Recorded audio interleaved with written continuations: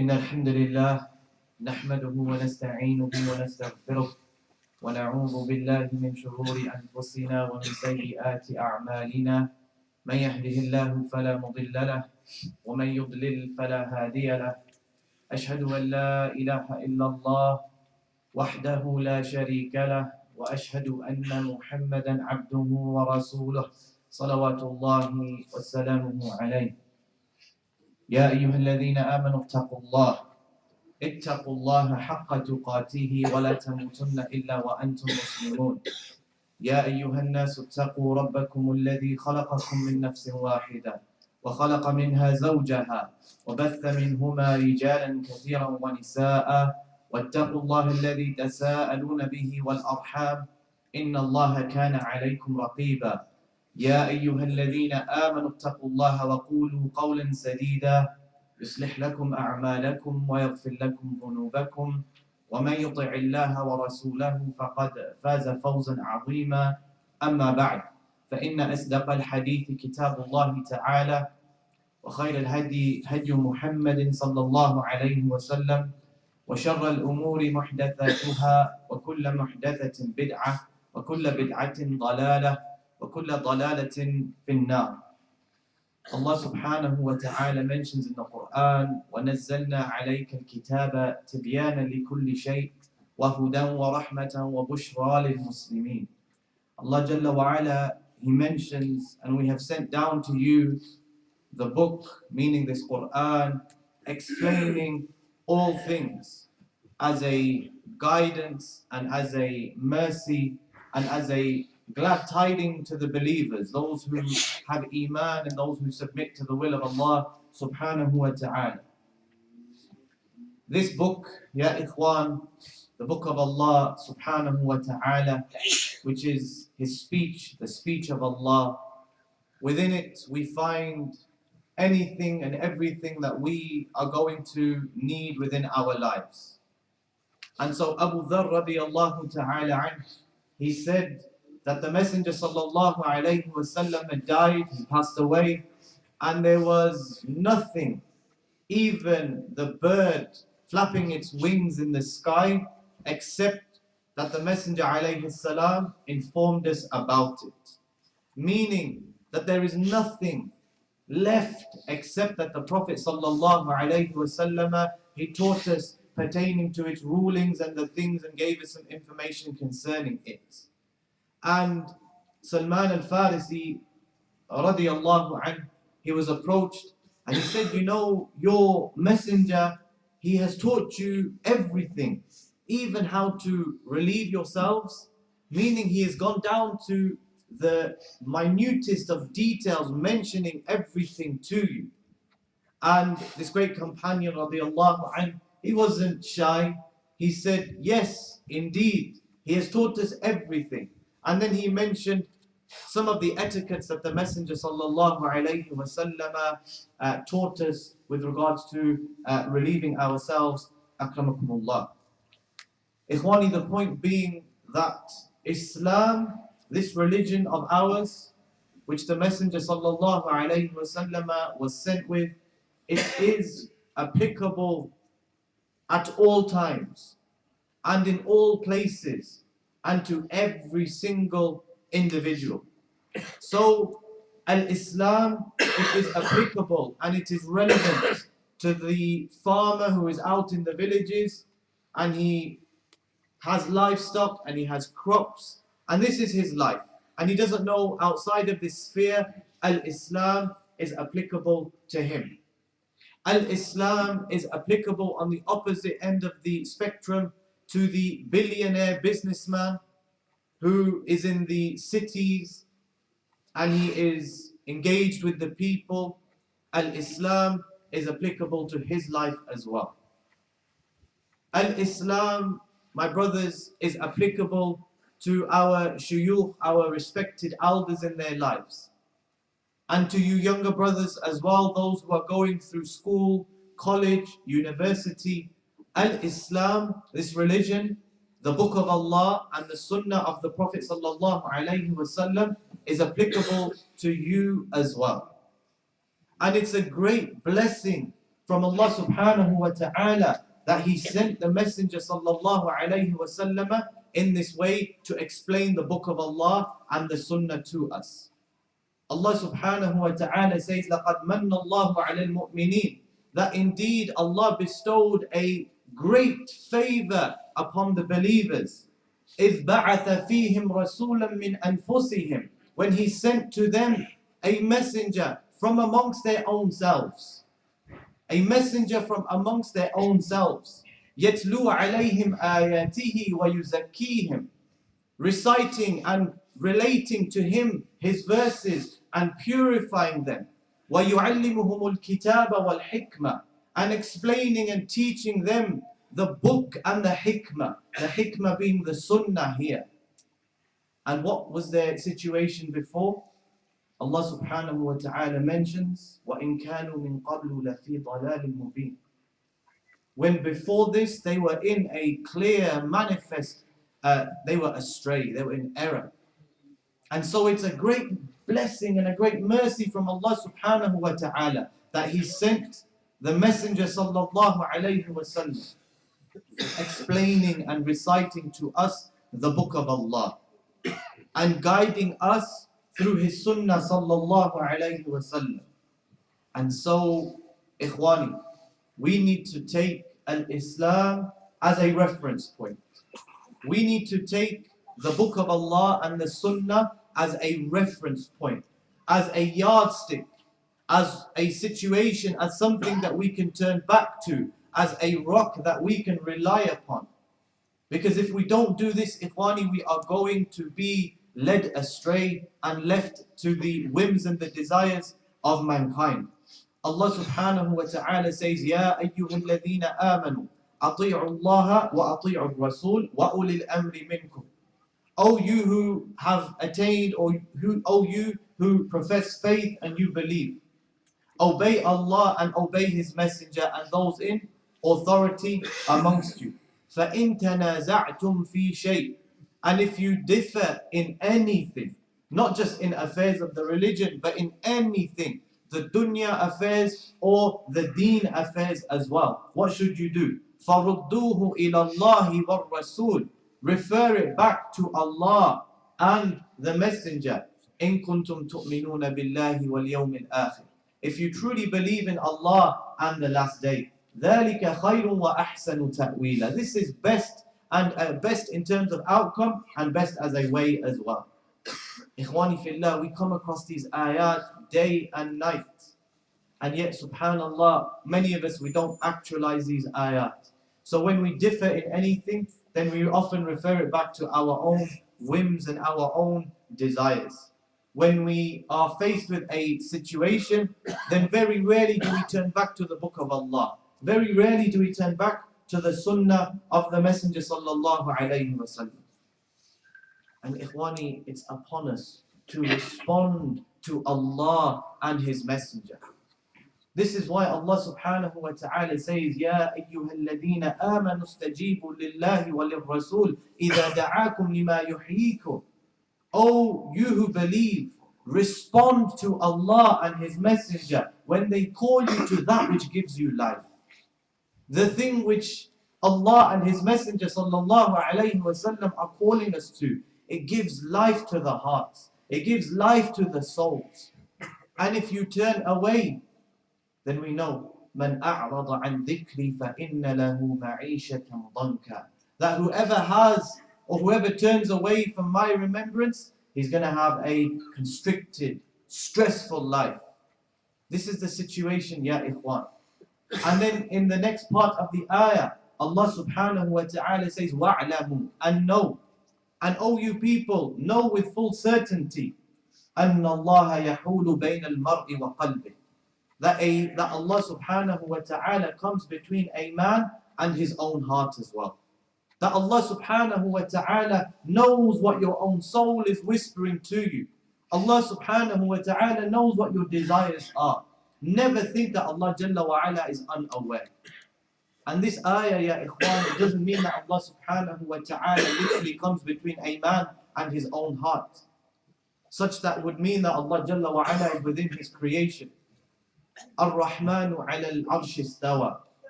The most merciful, ar-Rahman, He rose over His throne. Allah Jalla wa Ala is above His throne in a manner which befits His majesty. But the point of this ayah that Allah subhanahu wa ta'ala is telling you, when Allah and His messenger call you, respond to it. It will give you life. It will give you life. It gives life to the dead hearts. It gives life to the tired souls. Respond, and you should know that Allah knows what your own soul is whispering, such that you don't even know what your heart is telling you, and Allah subhanahu wa ta'ala, He knows. So ikhwani fillah, we need to know that throughout the times, throughout the ages, the people have been struggling and striving with different trials and different calamities within their communities. But in general, these calamities, they can be broken down into two very distinct groups, two categories: shubuhat and shahawat. So these trials and these calamities that are afflicting us right now, they can be broken down into trials which are as a result of doubts and whisperings, and trials which are as a result of people following their whims and following their desires. So when it comes to shubuhat within our community, then subhanallah, don't we see that the youth now, they have doubts about their religion, doubts about Allah, doubts about the Prophet sallallahu alaihi wasallam. And so when they go to universities and colleges and even schools and nurseries, then they're learning about atheism, they're learning about Darwinism, they're learning about these different theories, where they are being told, you know, you came about by mere chance, you evolved from a monkey. This is the situation, ya ikhwan. Doubts and whisperings being placed into their hearts. Doubts and whisperings with regards to the creed, subhanallah. Then we have the individual doubts and the waswasa of the shaitan, that he comes to one of us and he whispers, الَّذِي يُوَسْوِسُ فِي صُدُورِ النَّاسِ, the one who he whispers, he plants these seeds into the hearts of the people. Ikhwani fillah, this is not something new. This second thing of the individual whispering of the shaitan and the doubts that he places in a person's mind, then you need to know that this is not something new. In fact, Imam Muslim, he narrates that some of the companions, they came to the Messenger sallallahu alaihi wasallam and they said, we find in ourselves thoughts that are too terrible to speak of. Meaning things things enter into our minds, thoughts enter into our heads that are too terrible to speak of. And the Prophet ﷺ said, are you really suffering with that? And they said, yes. He said, that is a clear sign of faith. That is a clear sign of faith. Likewise, in the two Sahihs of Imam al-Bukhari and Imam Muslim, Abu Hurairah radiallahu anhu narrates that the Prophet sallallahu alayhi wasallam, he said, the shaitan, he comes to one of you and he says, who created such and such? Who created such and such? Until he says, who created your Lord? So he keeps going back. Who created the car? And who created that? And who created that? Until the next thought that comes into your mind, and who created Allah? So the Prophet sallallahu alaihi wasallam, he said, if that happens to any one of you, let him seek refuge with Allah and put an end to those thoughts. Ikhwani, and the final hadith on this issue.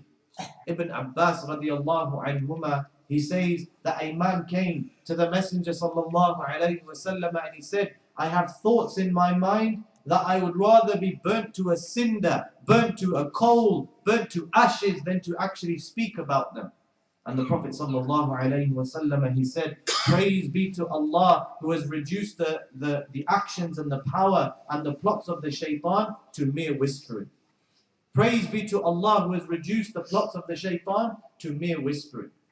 Ikhwani fillah, this shows you that these doubts that sometimes cross our minds, they sometimes enter into our minds. These doubts, these things, these theories, the shaitan has been planting them into people's minds who are much better than us.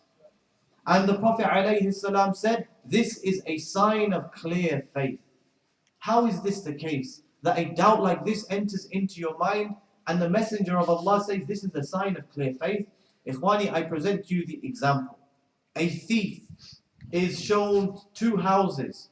One house is empty, derelict, and the other one is full of treasures. He's going to choose the house which is full of treasures. Just like this, the shaitan, he doesn't want to whisper to the person who's already a mushrik, the person of tawheed, the person who's struggling and striving. This is the one who shaitan is trying to get to, because he has the treasures. As for the other person, he's taking himself to the fire of hell. He's laying his own way, his own path to the Jahannam. And so shaitan is going to target him. But how do we overcome these doubts, you young brothers? When you're faced with atheism and Darwinism and all of these types of things, there's a new one called absurdism. They say that it's absurd to believe in a religion. And so this is what our youth are going through. They're being told it's absurd that you believe in Allah. It's absurd that you believe you have a creator. It's absurd that you believe that the book of Allah subhanahu wa ta'ala is a revelation from Him Jalla wa ala. And so they're being made to feel like they have something wrong with them if they believe in al-Islam. How do we combat these whisperings, these doubts, ya ikhwani? The first thing is seek knowledge. Is to seek knowledge of the correct creed, of the correct aqidah. You young brothers, you need to know that you were born into Muslim families, but this doesn't mean that you were born knowing what to believe. You were born on the fitrah, knowing deep down that Allah is the one who created you. Allah is the one who sustains you. That Allah is the only one worthy of worship. You were born on that. Every single one of us was born on that. But this fitrah becomes corrupted. It fades away as a result of the trials and the temptations and the doubts that we see in society. So you need to learn the correct creed. Read the books of Aqidah. Read the books of Aqidah. The companions, they would say, we learnt Iman first. And then we read the Quran and it increased us in our Iman. This is a proof and an evidence that those companions, they used to learn what to believe. What do we believe? You know, you brothers and uncles, don't think you're going to send your kids to a Quran class for an hour every single day and khalas, 5 hours in a week. And they don't understand what they're reading. They don't understand the rulings and the warnings and the prohibitions in the things that they are reading. Don't think you're going to counter 7 or 8 hours a day of kufr and shirk being placed into their heads with just 1 hour of reading the Quran, when they don't even know what they're reading. So you people, you need to learn the correct aqidah, and then you need to teach the correct aqidah to your kids. Because ikhwani, it's like throwing your child into the sea and then saying, I hope he's not going to get wet. The situation is such that they are going to be exposed to these beliefs, these theories. You can't control that. You can't wrap your child in a ball of cotton wool for his entire life. So how do we then combat this? We give them the tools, my brothers. We give them the tools to combat this. We teach them so that when somebody else comes to them and tries to infect their minds, they already know the correct aqidah. They already know how to combat these thoughts. Seeking knowledge is the first thing.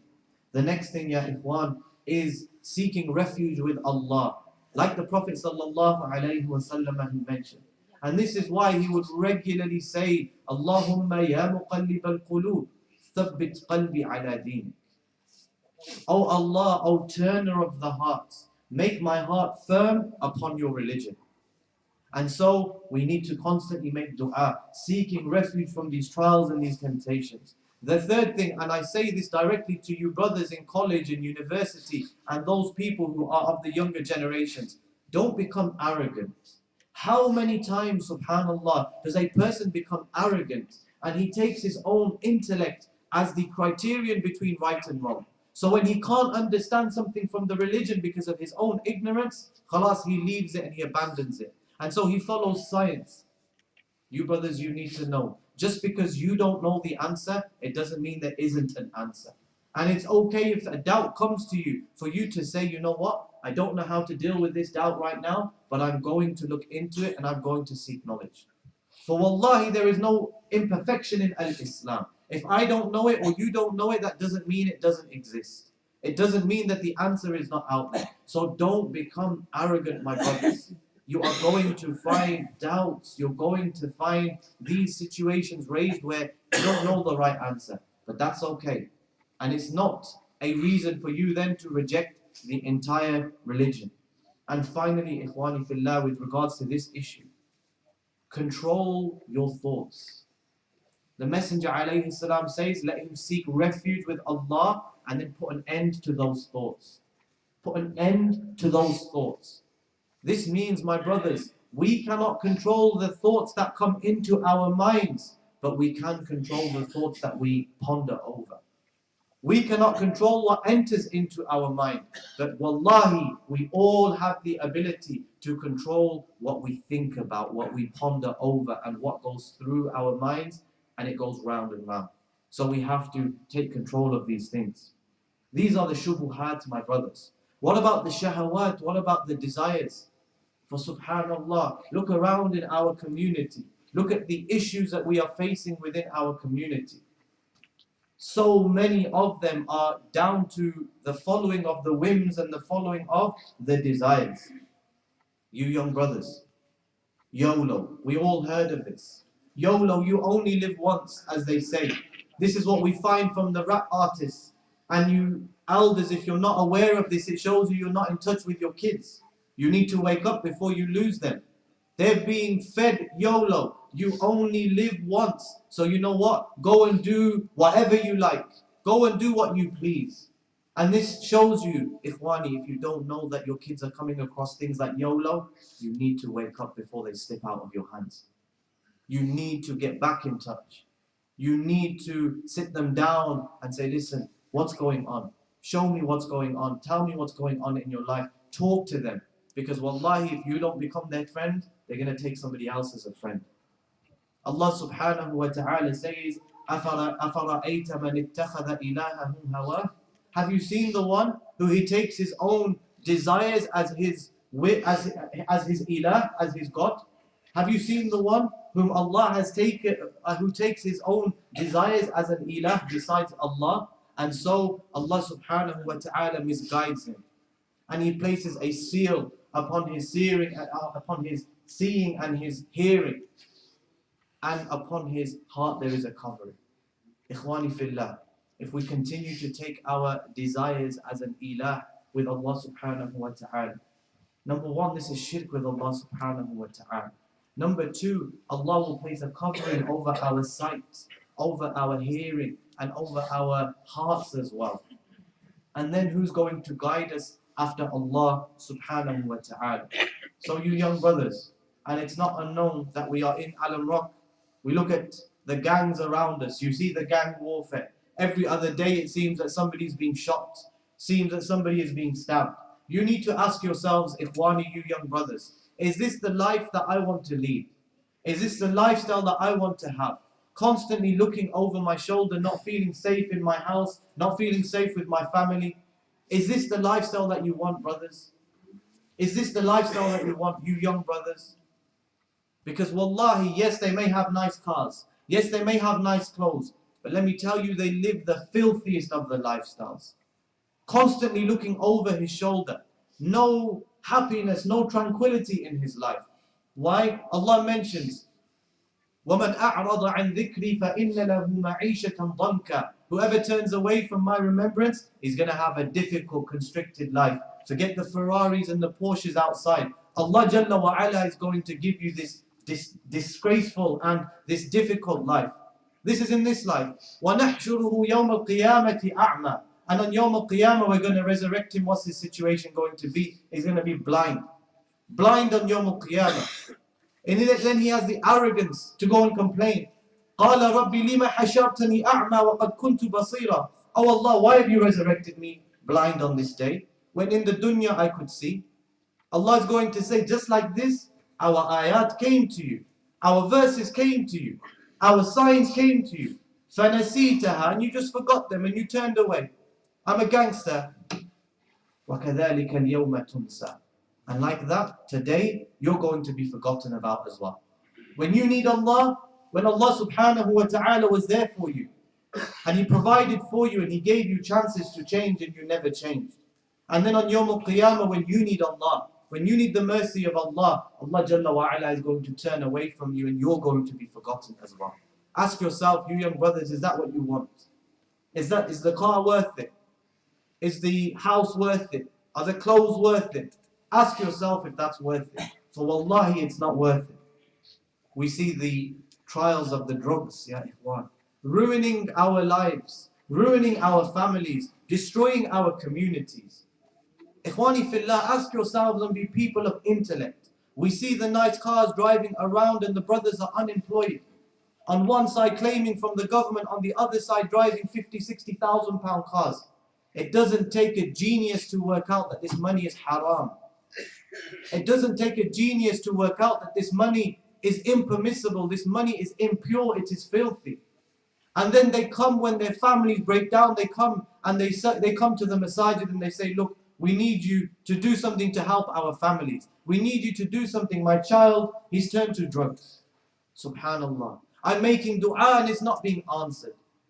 Ya ikhwan, subhanallah. Our food is haram and our clothing is haram and our incomes are haram. And then we want there to be barakah in our lives. We want there to be goodness in our lives. You young brothers, is this the life that you want? Ask yourself and be honest with yourselves. Is this the life that I want? Is this the situation that I want to go through? Where because of me, somebody else's son is addicted to drugs. Because of me, somebody else's family is being ripped apart. For wallahi, this is not a good situation. And you are oppressing those people.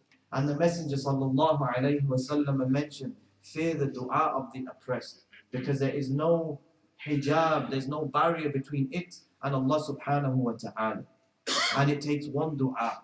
And that dua could finish you off. One dua is all it could take and it could finish you off. So you young brothers, ask yourselves, is that the life that I want to lead? Then we see the fitna of social media, ikhwani.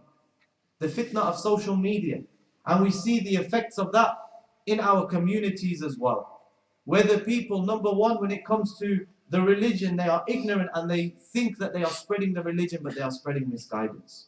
And then they are sharing their sins online. The Messenger alayhi salatu wasalam told us that all of the sins of my ummah, of my nation, they will be forgiven except for the one whom he publicizes his sins. So he sins at night and Allah covers it. But then the next morning he says and he goes out amongst the people and he boasts and he says, I did such and such a thing. For that one, Allah will not forgive that sin. This is exactly the same as social media. You commit a sin. You do something haram. And Allah Jalla wa Ala covers it. But then you yourself take that video, you yourself take that picture, you yourself take that news and you put it out there for the whole world to see. This is the one who he makes his sins public. Ikhwani fillah, this is a serious situation. And another thing which wallahi, it's sour for each and every single one of us. But often the medication, it needs to be sour for the people to wake up and attain a cure. Ikhwani fillah, in this community, our sisters, our young sisters are being groomed. Our young sisters are being sexually groomed. And this is something that is known to the police. And it's something that is known to the leaders of the Masjid. That your young sisters, at the age of 13, 14, 15, they're being groomed by men. They're being groomed by men. What is grooming, ya ikhwan? Again, if you don't know, then wake up. Wake up from your slumber. You uncles with daughters at this age, wallahi, billahi, tallahi, the fitna can enter into your own home. It's not like it used to be 5-10 years ago, uncles, where your daughter had to go out of the house to commit haram. Now your daughter, she can be in her own bedroom and the haram is in her hands. And the world is coming to her in her hands. And this is not like it used to be 5 or 10 years ago. And so these filthy individuals, they will connect with your daughters via social media, via Facebook, via Instagram. How do you know that your daughter is not posting pictures of herself all over the internet? If you don't know, then you're out of touch. You're out of touch. So they post and they connect with these sisters our sisters via Instagram, via Twitter, via Facebook, and they get in touch, and it starts as a hello. And they get talking, and eventually they meet, and then they buy her gifts and they buy her other things. And then she feels an obligation to remain in touch with them, an obligation to remain in touch with these filthy animals. And then, ikhwani, they commit the haram, wa na'udhu billah min dhalik. But what do? Often they film this action, and then they will blackmail your daughter, they will blackmail your sister, saying if you tell anybody or you carry on, this is going to become public. This is grooming. 14, 15, even younger than that, 12, 13-year-old girls committing this haram. This is our community, it's happening in our community. I myself have spoken to police officers who tell us, this is happening in your community, sort it out. This is happening in your communities, and nobody wants to speak about it because it's embarrassing. Nobody wants to speak about it because maybe it's happening to their daughter. But when are we going to wake up? Brothers, when are we going to wake up? Sisters, when are you going to wake up? That this person, he doesn't love you, nor does he want to be with you. He's only using you to fulfill his desires. Subhanallah. This is something that we need to wake up to. Brothers, uncles, shuyukh, you need to know what your daughters are doing on social media. You need to have control over their usage of the internet. You need to know what they are doing on their mobile phones. But wallahi, you can't always be looking at them. You can't always be on top of them, checking them. So what do you need to do? You need to instill the fear of Allah subhanahu wa ta'ala in their hearts. And you need to get them to a situation where they understand that just because my father can't see me, it doesn't mean Allah subhanahu wa ta'ala can't see me. So we ask Allah Jalla wa ala to rectify these fitan and our youth and protect us from these trials and tribulations. وآخر دعوانا أن الحمد لله رب العالمين.